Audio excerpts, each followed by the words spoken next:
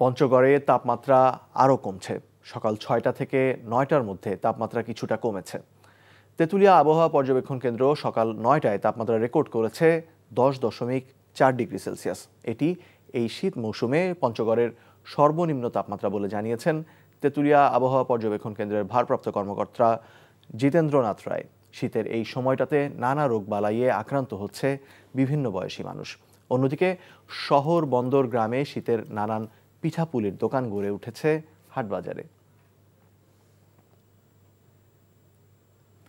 এই মুহূর্তে পঞ্চগড় থেকে যোগ দিচ্ছেন আমাদের স্টাফ করেসপন্ডেন্ট সাজ্জাদুর রহমান। সাজ্জাদ, শীতের তীব্রতায় পঞ্চগড়ে জীবনযাত্রায় কেমন প্রভাব পড়ছে?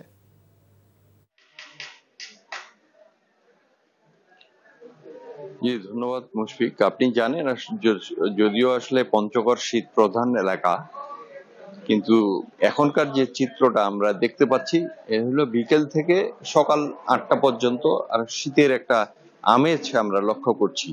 কিন্তু যখনই 8টার পরে সূর্য উঠে যাচ্ছে, বেলা বাড়ার সাথে সাথে কিন্তু তাপমাত্রাও বেড়ে যাচ্ছে।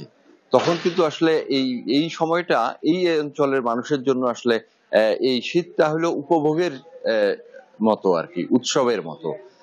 এই কারণে হচ্ছে যে সারাদিন বিকেল থেকে সন্ধ্যা পর্যন্ত শীতে কষ্ট পেলেও তারা কিন্তু রোদ উঠার পরে কিন্তু এই রোদের তেজে আসলে শরীর তুলে ধরছে বিভিন্ন রোদ প্রবণ এলাকাগুলোতে।